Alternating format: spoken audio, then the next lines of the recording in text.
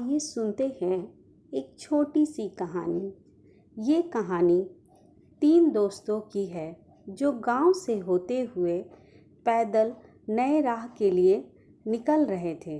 वह तीन दोस्त दिन रात चलते हुए अपनी मंजिल की ओर बढ़ते जा रहे थे कि कुछ दूर चलने के बाद सभी काफ़ी थक जाते हैं क्योंकि रास्ते में काफ़ी गर्मी थी और तेज़ धूप भी निकला हुआ था। सूरज की तेज़ किरणें को देखकर रमन बोल उठता है, यार कितनी तेज़ धूप है, अभी और बहुत दूर चलना है और ऊपर से तेज़ धूप के कारण मेरी हालत खराब हो रही है। रमन की बात सुनकर उसके मित्र गोविंद कहता है, हाँ तुमने ठीक कहा है, मैं अब अगर एक कदम भी चला तो वहीं गिर जाऊंगा। यार जल्दी से कहीं रहने का इंतज़ाम करो। गोविंद को इस हाल में देखकर रमन कहता है, यार इस जंगल में कहाँ रहने के लिए जगह मिलेगी।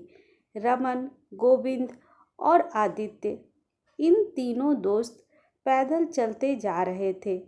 तभी उसे कुछ दूर में एक बड़ा पेड़ नज़र आता है।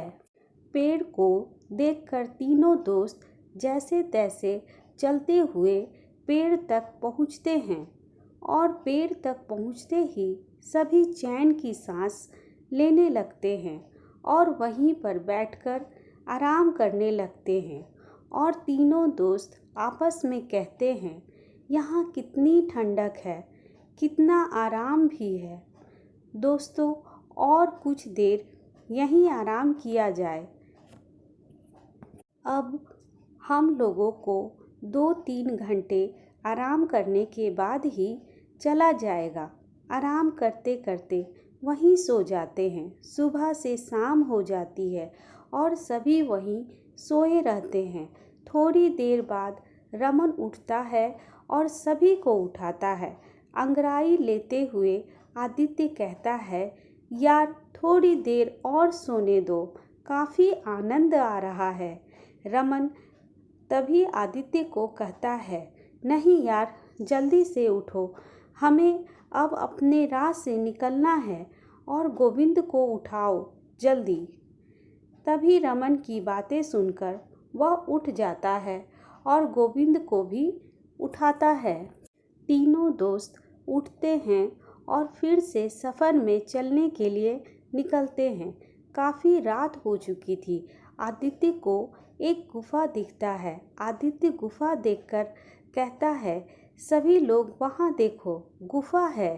तब रमन जवाब में कहता है, गुफा में हमें क्या करना है, हम अपनी राह में चलना है क्योंकि हमें जल्दी अपने मंजिल में पहुँचना है। तभी गुफा से एक तेज रोशनी आती हुई दिखाई देती है। आदित्य रोशनी की ओर देखकर कहता है, हमें चलकर एक बार देखना चाहिए, क्या ही अंदर हो सकता है। उसके बाद सभी दोस्त उस गुफा की ओर चल देते हैं। थोड़ी ही देर में सभी अंदर पहुंचते हैं और पहुंचते ही गोविंद को एक सोने का सिक्का जमीन पर गिरा हुआ मिलता है। सिक्का उठाकर गोविंद कहता है, यार देखो, एक सोने का सिक्का मिला मुझे।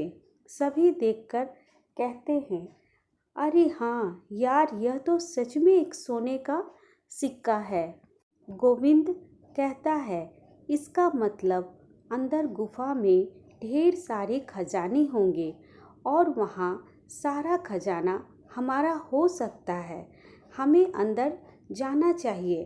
गोविंद की बातें सुनकर रमन दोनों दोस्त को काफ़ी समझाते हुए कहता है, नहीं यार, यह हमारा खजाना नहीं है, इसमें कुछ खतरा हो सकता है, हमें अपने मंजिल की ओर जाना चाहिए।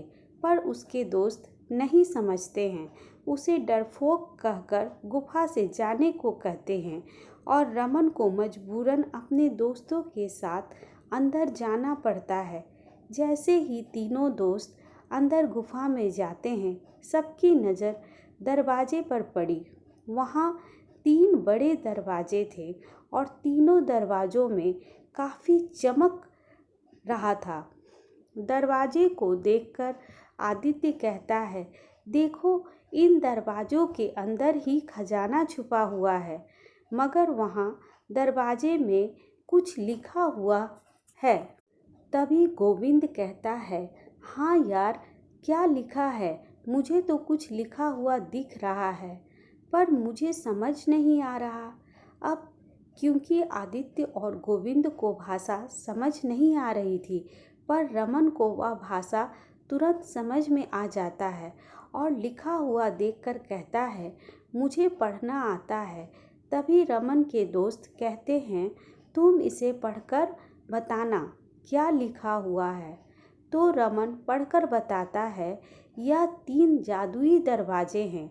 अगर आपको तीनों में से सही दरवाज़ा चुनना है, अगर गलत दरवाज़ा चुना तो आप लोग नरक में चले जाएंगे।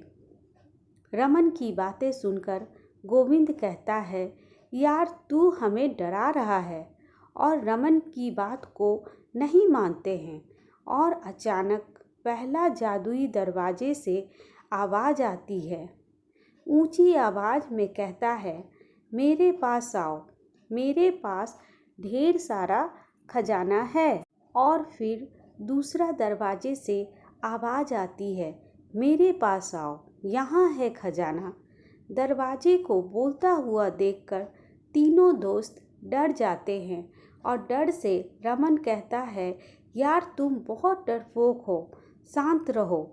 फिर तीसरे दरवाजे से आवाज़ आती है, जल्दी से मेरे अंदर आ जाओ, मेरे पास खजाने का समंदर है।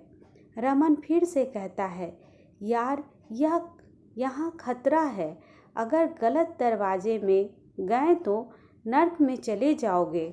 इतनी चेतावनी के बाद भी उसके दोस्त रमन की बात ना सुनकर उस दरवाजे के अंदर चले जाते हैं।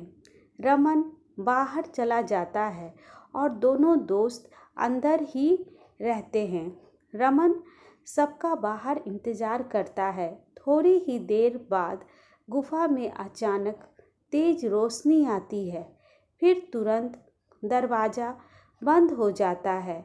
रमन अपने आप से कहता है कि यह रोशनी कैसी थी, मुझे अंदर जाकर देखना चाहिए। रमन गुफा के अंदर जाता है, पर वहाँ उसके दोस्त नहीं थे। दोनों दोस्त गायब हो चुके थे और उस जादुई दरवाज़ा बंद हो चुका था। फिर रमन रोता हुआ कहता है, मैंने समझाया था, पर मेरी बात नहीं मानी। इसके कारण ही वह नर्क में फंस चुके हैं। इस कहानी से हमें सीख मिलती है कि हमें कोई भी काम सोच विचार कर करना चाहिए। कभी कभी गलती की वजह से हम अपने जीवन से हाथ धोना पड़ सकता है।